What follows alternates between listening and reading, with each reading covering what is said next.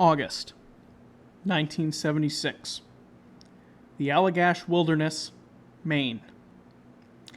Four men on a camping trip in the Maine wilderness encounter something unbelievable and unknown. They witness an unexplained light in the sky. At that moment, they shy it off as mysterious and unknown, but what they didn't know is that they would be plagued by visions and nightmares of an abduction, one of which that would throw them into the spotlight and push their friendship to the breaking point. Today, on Unblurring the Unknown, the Allagash Abductions.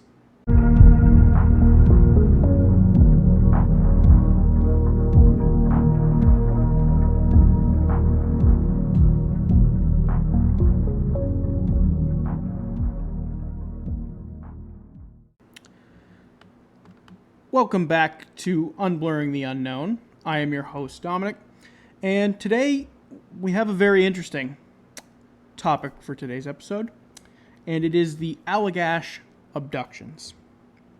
Now, I'm going to go into detail about what happened to these four men in August of 1976 and their story from that point up until present day.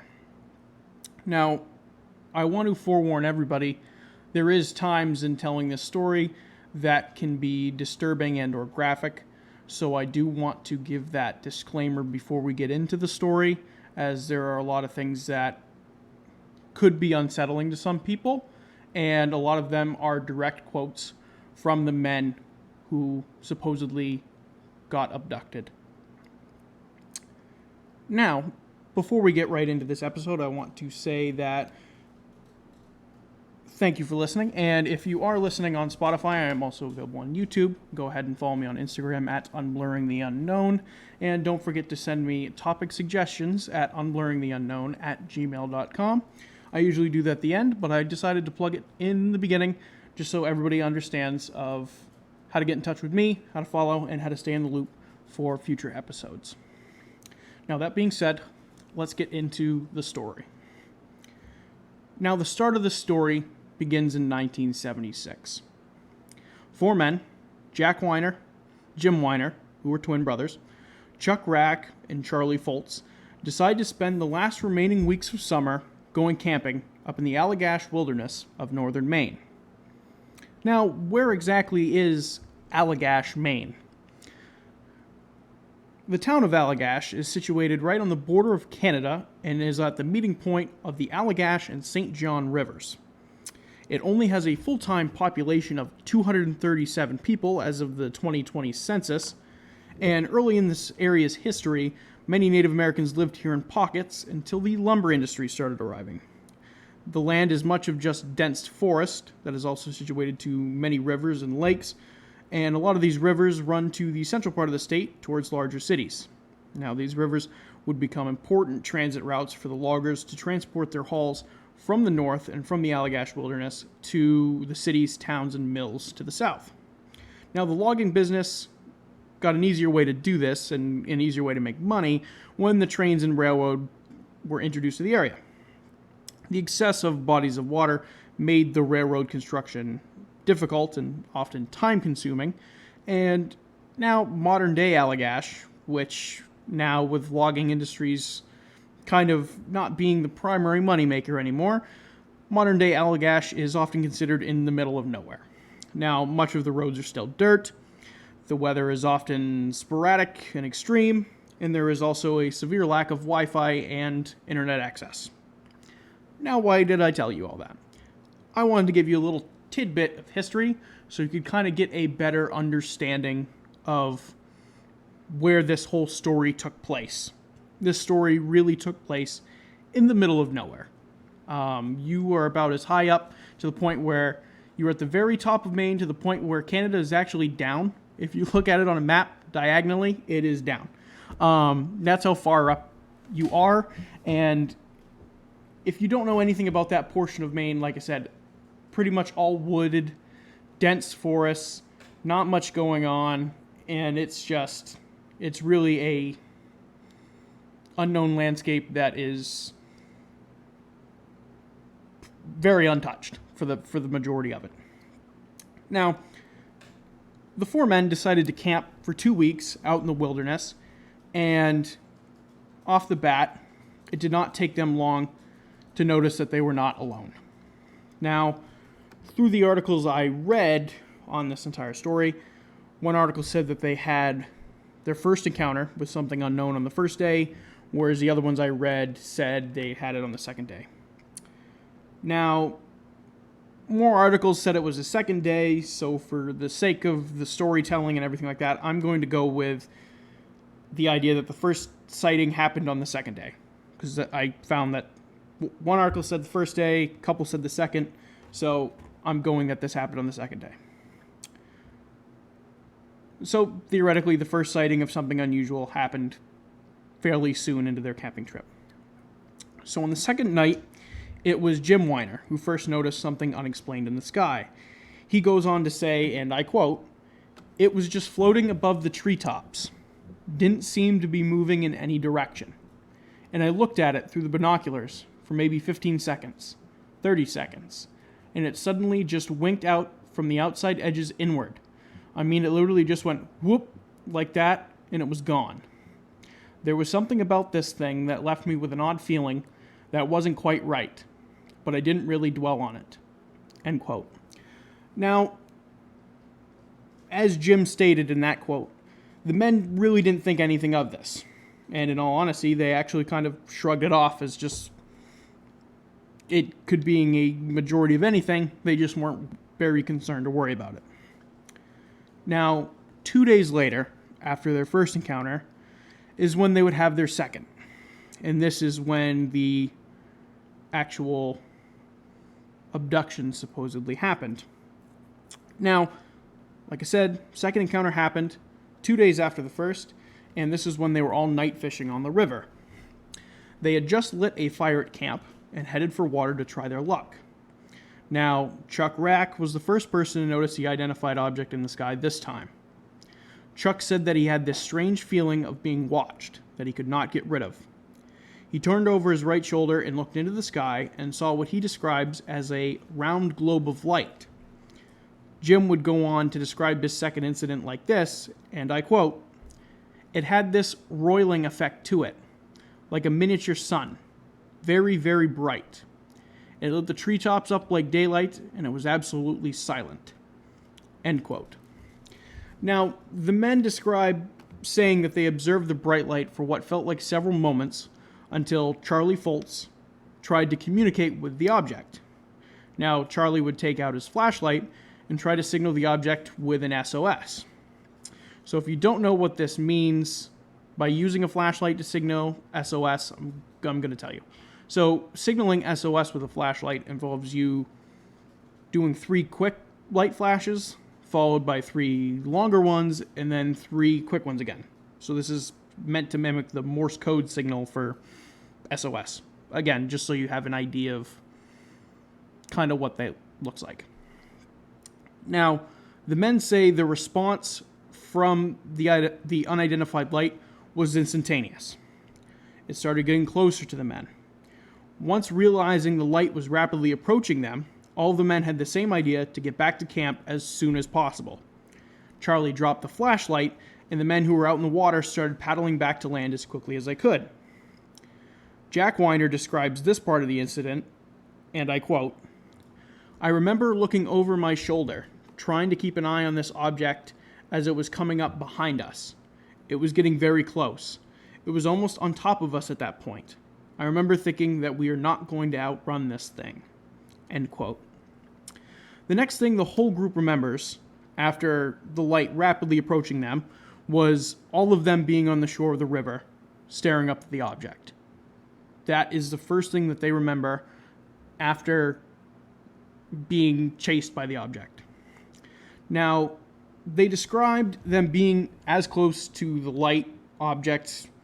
They describe it as a light, but also an object, so pretty much a very large, again, light object, somewhere in between. So they described it as being close enough to that if they threw a rock at it, it would bounce off. And After the men watched the object fly off from the bank of the river, they returned to camp. Now, Chuck described everyone as if there was no panic. There was nobody stressed, there was nobody worried, and that nobody said anything about what they had just saw, and it seemed that everyone was way too relaxed after just witnessing this object, this light, that none of them could comprehend what they had just experienced. Now, when they got back to camp, which the group recalls they felt like it was only about 20 minutes since they had left, they noticed the campfire was burnt out and only coals were left. Now, obviously, they started the fire before they left to go fishing and thought it was just about 20 minutes since they were out on the water until they came back. So theoretically, you would think that that campfire would still be burning if they were only gone for 20 minutes. Now, they said that only coals were left. So this implies that the group was gone for numerous hours, not 20 minutes. Now, what the men experienced is something that is talked about in the UFO world as missing time phenomenon. Now, the basis behind missing time phenomenon is that after seeing a UFO, witnesses who come forward with their stories about abduction says there is often a portion of time they don't remember. This is consistent with many UFO abduction stories, such as the Betty and Barney Hill case, which happened in 1961. If anybody has done any research into UFOs or alien abduction or anything around that nature, you have had to have heard of Betty and Barney Hill. It's just pretty much a given. So I'm not going to go into detail about the Betty and Barney Hill incident, as that's something I feel like everybody who has any knowledge of UFOs should have heard about in their lifetime. Now, Betty and Barney Hill, they both recalled having missing time and then later discovering what happened to them during this, quote-unquote missing time under hypnosis. Now, this is the same kind of idea that the four men had after experiencing this unidentified light, unidentified object. And the men spent another 10 days camping in the wilderness and never saw the strange light again. Now, you would think that this is where the story would end, but it absolutely does not. Now, over the period of years after the event, obviously, they were very confused about what happened to them, and they had told the story a couple of times, but they never really, had thought about it too much, and again, chalked it up as one of life's mysteries that they couldn't really fully explain, and, period, end of story. Now, 12 years later, in 1988, Jim and Jack Weiner, who arguably had put the 1976 encounter behind them, they start having vivid nightmares. Nightmares of which involved the four men, the four of them in 1976, being taken aboard an extraterrestrial spaceship. Now, this is a quote that Jack had in regards to what he saw in his nightmares. "I was starting to have nightmares, really terrible nightmares that I could not explain. I found myself in a very brightly lit room. I had no idea where I was or why I was there.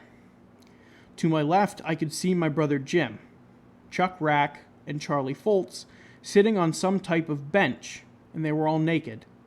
I was wondering why they weren't helping me, because I felt like I was in danger. And while I'm trying to figure this out, I noticed this figure, or a dark, shadowy type figure, emerging from this light, this bright light in front of me. I would wake up, sweating and breathing heavily, and just in a state of terror and shock." End quote. Now, Jim and Jack were both having these same dreams and nightmares, and because of this, they reached back out to Charlie and Chuck to see if they too were having these recurring nightmares. Even though Charlie and Chuck said they had not experienced these same nightmares, the four men thought it would be best if they reached out for help to try and figure out what actually happened to them in the woods of 1976. So that being said, they reached out to UFO researcher Ray Fowler.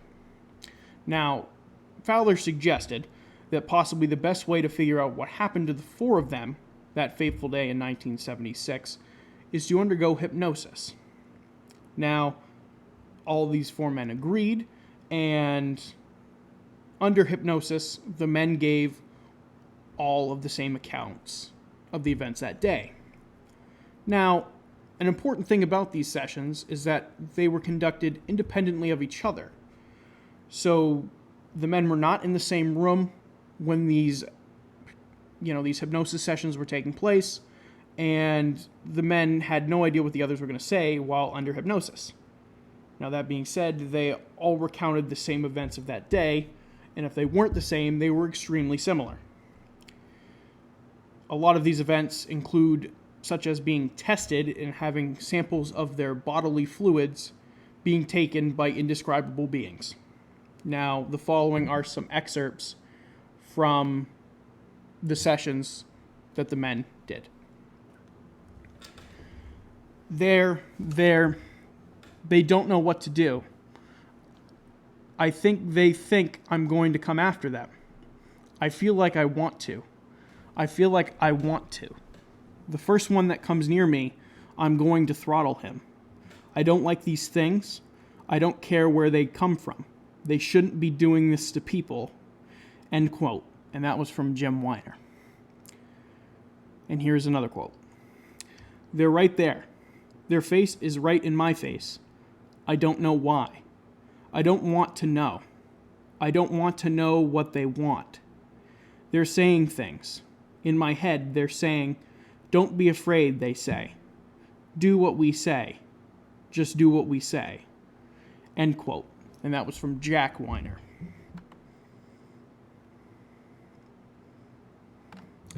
And the last quote.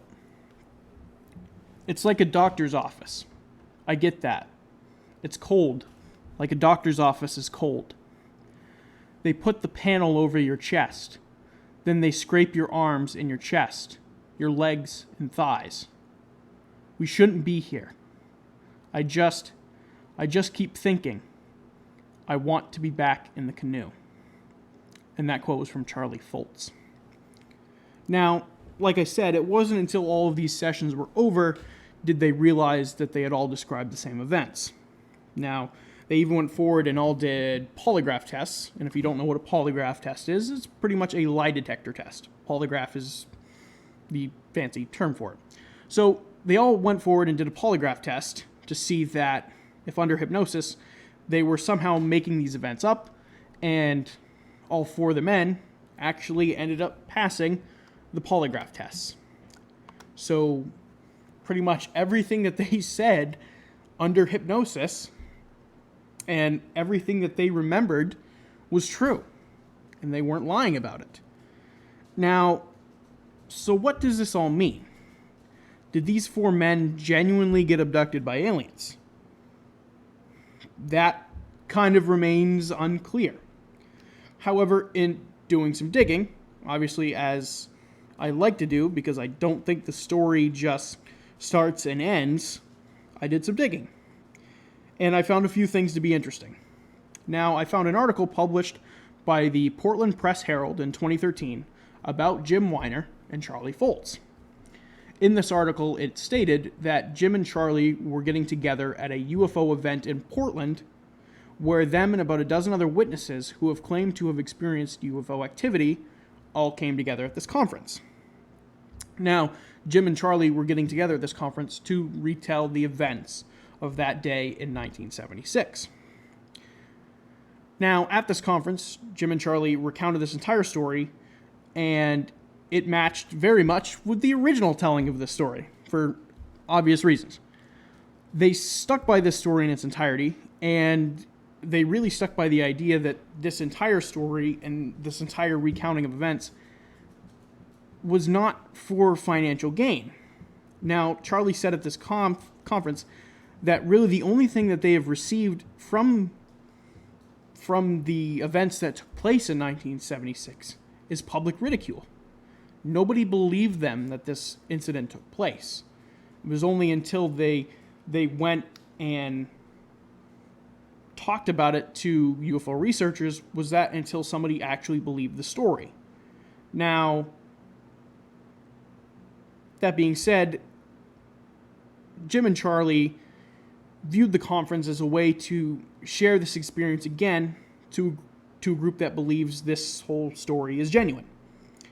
Now, this article also says that they contacted Jack as well, who couldn't be there, and Jack confirms everything that Jim and Charlie said at the conference and even more. Jack told the Portland Press-Herald that he didn't care what people thought of him or the story. He said, and I quote, "They weren't there. I didn't see them there. If they want to stay ignorant, there's nothing I can do to change them. I know differently from my own experience."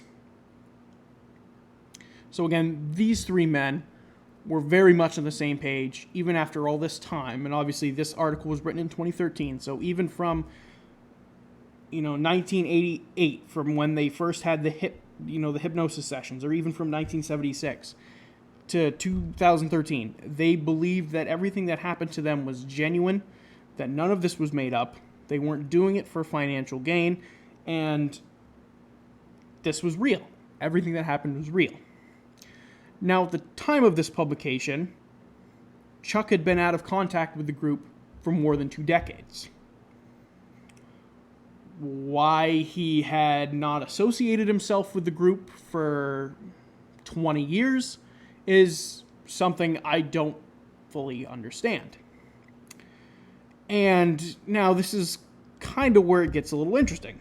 Now, in 2016, Chuck Rack finally came out in an interview and said that the abduction part of the story was made up for financial gain.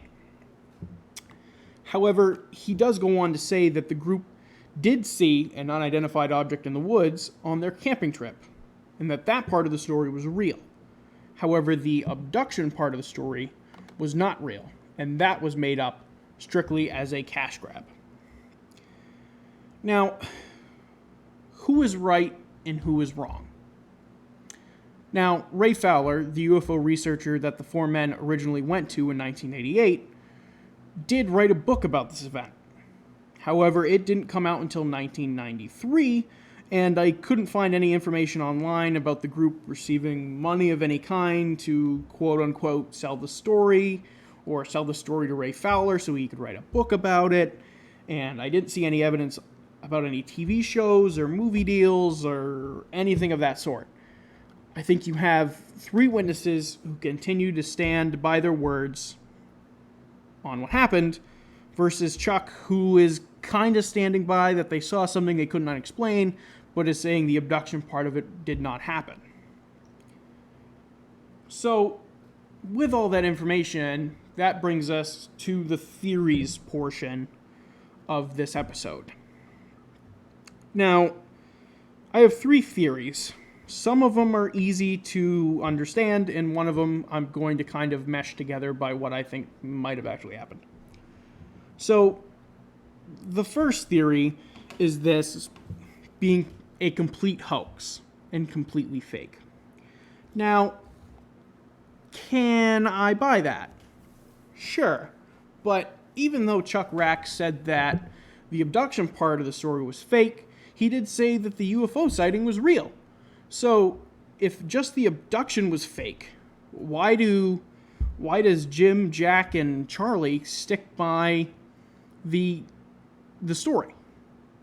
If Chuck came out and said, hey, the whole thing was a hoax, I'm doing this to make sure everybody knows that it was fake, it was a hoax, it didn't happen. Why do the 3 men, why do Jack, Jim, and Charlie still stick by the story if Chuck came out and said, oh, guess what, it's a hoax?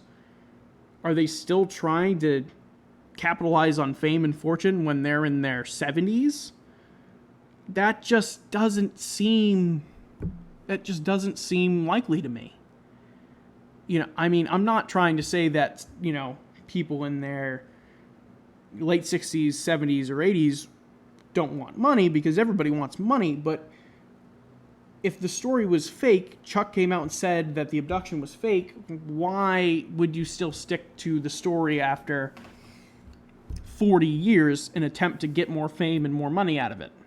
That I just find kind of hard to believe, and I can't really figure out why they would do it or why they would stick by the story if it was fake after Chuck came out and said it was not real.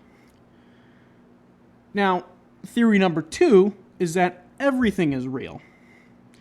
Now, in this, like I said, everything is real. However, if everything was real, why would Chuck come out in an interview and say the abduction part of the story was made up? Was Chuck embarrassed about what happened? Did he face significant ridicule from his friends and family? Did he face some sort of adversity that the other 3 members didn't, and that's why he felt like the only way for him to have a normal life is he came out and said that the story was fake? However, if that was true, why would Chuck wait until 2016 to say that the abduction part of the story was made up? So if, again, hypothetically, if Chuck was being ridiculed by his family and friends and nobody was taking him seriously, and really the only ones that could believe him were the 3 that were there, and he couldn't really escape this idea of what happened to him, why did he wait until 2016 to try and, I don't know, get the pressure off him, I guess? Or was Chuck simply coming out because he was spiteful at the 3 men for some unknown reason? To me, it just doesn't make much sense for that. It doesn't make much sense for for Chuck to come out, 40 years after and say that it was made up for financial gain. Again, I'm kind of sidetracking off the real theory, or the idea that this was all real. That theory, it's so hard for me to believe that Chuck is being genuine by saying that it was fake. And the Portland Press-Herald reached out to him for the 2013 article, and he didn't reach back out. So, if Chuck Rack knew it was fake, and over the period of time after 1976, or even after them getting hypnosis in 1988, and he knew it was fake, this was staged, why didn't he come out sooner? Why did he wait so long? Was it guilt? Did guilt get the better of him? But when he was reached out in 2013 by the Portland Press-Herald, why didn't he just say something? Why didn't he say, hey, it was fake? So, again, that's just another question I have. But that's me kind of getting off topic from the theory that everything happened was real. Now, my final theory is that maybe this was a combo of both. Now, do I think the 4 men saw something in 1976 when they were on their camping trip? Absolutely. And I think the 4 men confirming that they saw something on the camping trip says that what they saw was probably genuine. Now that brings us to the abduction part of this. Do I find it hard to believe that the abduction didn't take place? So, I like the idea that it did take place, because there's a lot of similarities in this case to the Betty and Barney Hill case, where I mentioned that before. I said I wasn't going to go into crazy detail about it, and I'm still not, but the Betty and Barney Hill case took place in 1961, and the Betty and Barney Hill case took place in New Hampshire, and obviously Maine is right next to New Hampshire. So I can imagine at some point in their lives, or somebody that was close in their family probably heard about the Betty and Barney Hill case.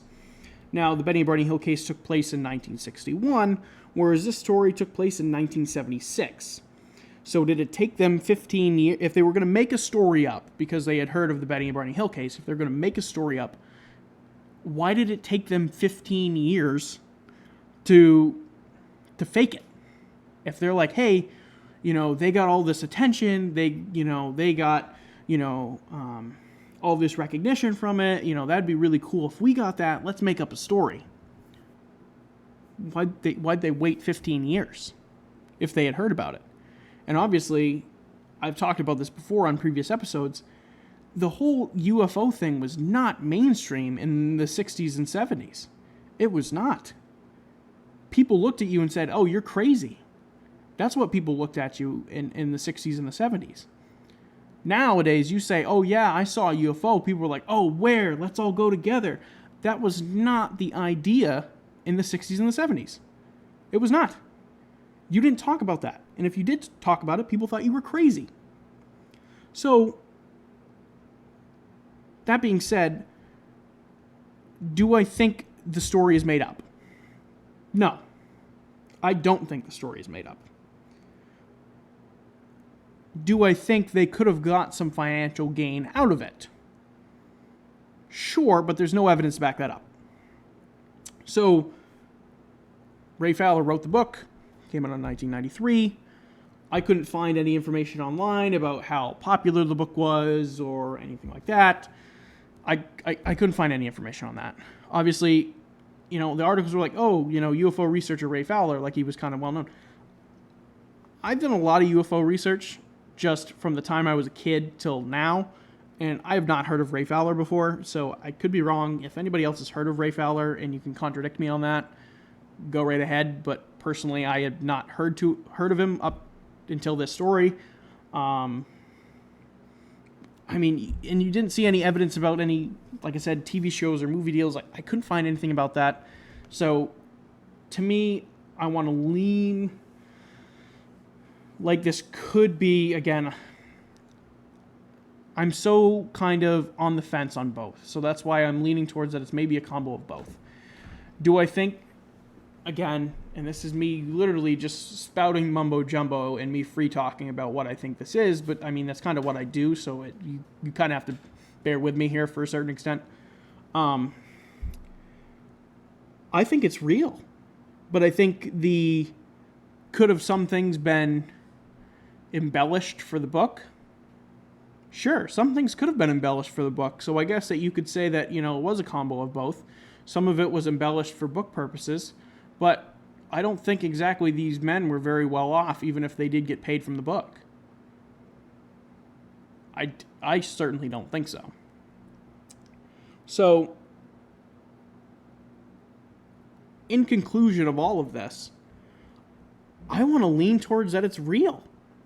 And I know that me, and I've said it before, I'm always going to say it, but I'm a very factually based person, and a part of me just finds that all of the evidence is stacked towards that this actually happened. Now, could they have been influenced by Ray Fowler or people who believe in UFOs to say that, oh, an abduction actually happened, so under hypnosis you're going to say that you got abducted by aliens? I can't believe that. You can be influenced by researchers and everything like that, but how can you how can you be put under hypnosis, all say the same story, all pass a polygraph, and 75% of you say that everything happened and everything was true? Why Chuck came out and said that everything was fake and that it was a cash grab, I don't know, because the evidence is honestly stacked up against you, because Chuck also took the polygraph and told the same story. And Chuck also took, under hypnosis, took the polygraph. His story was virtually similar as the other three. Why is he coming out and saying it's fake? If everything that he has said up until 2016 said, hey, this was real, everything happened, and then he cut himself off from the group, didn't want to talk about it, maybe he was facing a bunch of ridicule from family and friends, like, why are you doing this? Why are you telling a story? This is fake, yada, yada, yada. And then when finally approached for an interview, Chuck just says, it's fake, leave me alone. That could be it, and I honestly kind of believe that, but maybe, again, the other three were just very firm in their beliefs, and we're like, okay, we don't care what you say about us, we don't care what you think about us, everything that happened is real, whereas it could have bothered Chuck a lot more than he let along, and that might have been why he didn't interact with the group. That, or maybe he didn't like the spotlight the book gave him. So obviously, in the article, it was published in 2013. And the article said that Chuck wasn't in touch with the group for 20 years. 20 years puts it at 1993, the year the book came out. So, I mean, could that be give or take? Absolutely. I'm just loosely interpreting what the article said. So, could Chuck actually have not have liked the popularity the book gave him? So he decided to say that it was made up to try and get the popularity off of him? I don't know. And this is all me speculating as to why all of a sudden he felt like this was, or he came forward and said the story was made up. I shouldn't say that. Like, he felt like deciding it was made up. But, again, in conclusion, I think this is real. And a big reason of why I think it's real is that a lot of it bears a very similar resemblance to the Betty and Barney Hill case. And the Betty and Barney Hill case is honestly the first known case of alien abduction. And that case, for the majority of people, believe it's true because they actually think that this happened. And there's no evidence to say it didn't because they stuck to their stories until they passed away. So everything is set up in the same exact way, just with kind of a different setting and a different group of people. But I think it happened between the hypnosis sessions, between the polygraph tests, between Jim, Jack, and Charlie, going around and saying, okay, this is exactly what happened. They told the same story over and over and over again. Sure, there was a book wrote about them, but I don't think that they became, unimaginably wealthy from telling a made-up story, from telling a, quote-unquote made-up story. So I don't believe it.